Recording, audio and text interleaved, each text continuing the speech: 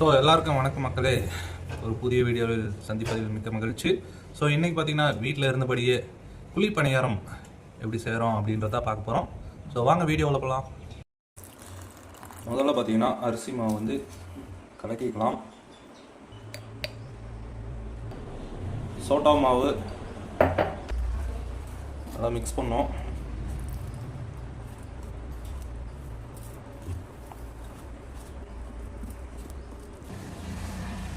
கொத்தமல்லி,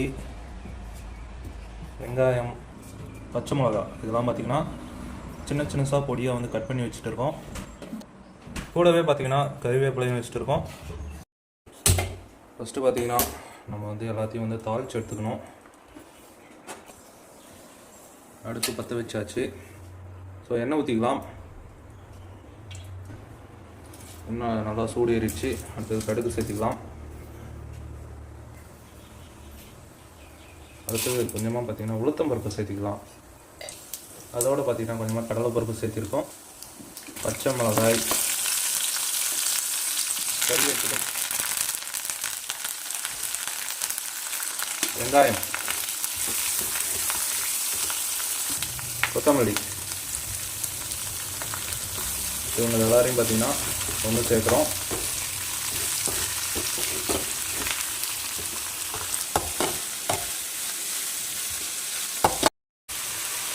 ஸோ தேவையான அளவு வந்து உப்பு சேர்த்துறோம். ஆல்ரெடி பார்த்திங்கன்னா மாவுலேயும் கொஞ்சமாக உப்பு சேர்த்திருக்கோம்.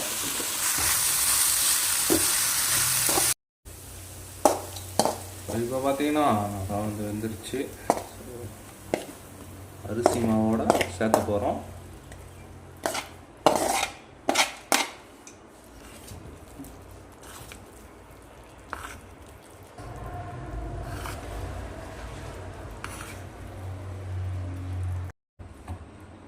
ஸோ பணியாரம் சுடுறதுக்கு பார்த்திங்கன்னா சட்டி வச்சாச்சு.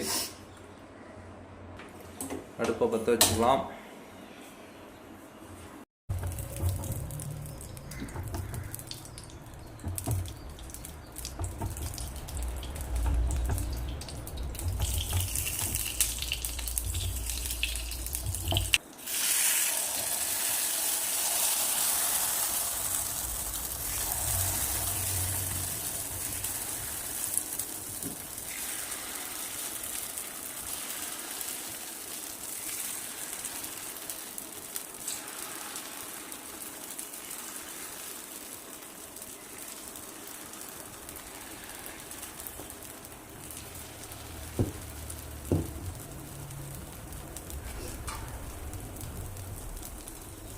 கொஞ்ச நேரம் மூடி விடலாம். அப்போ தான் கொஞ்சம் குயிக்காக வேகும்.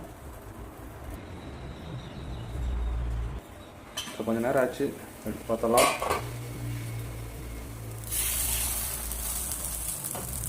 நல்லா வந்துருக்கு.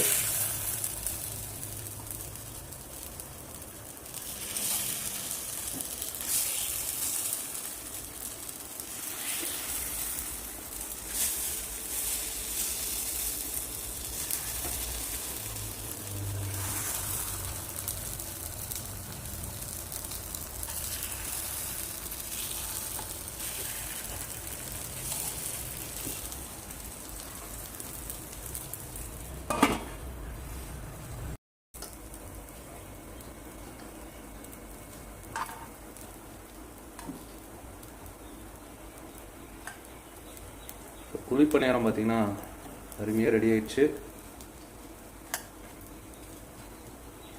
ஸோ இதுக்கு பார்த்திங்கன்னா ஒரு 4 இன்க்ரீடியன்ட் இருந்தாவே போதும். வெங்காயம், பச்சை மிளகா, கொத்தமல்லி, அப்புறம் அரிசி மாவு, உப்பு, கொஞ்சம் கறிவேப்பிலை இருந்தாவே போதும். வீட்டில் இருந்தபடியே அழகாக வந்து குழி பணியாரம் சாப்பிட்லாம்.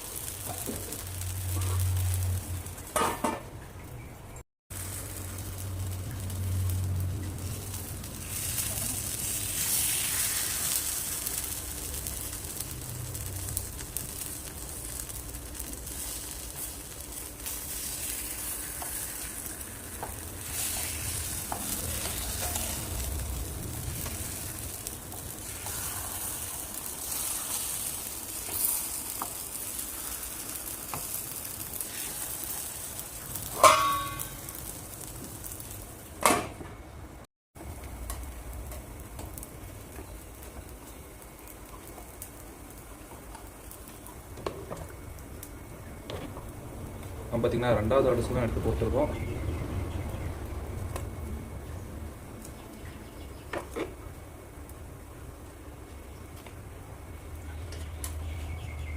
சுட சுட குழி பணியாரம் ரெடி.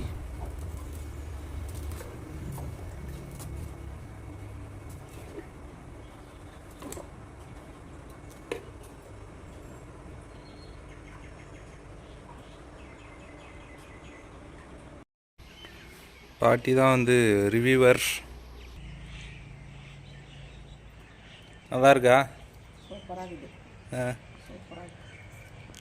ஸோ மக்களே, குழிப்பணியாரம் வந்து சிறப்பாக செஞ்சு முடிச்சாச்சு.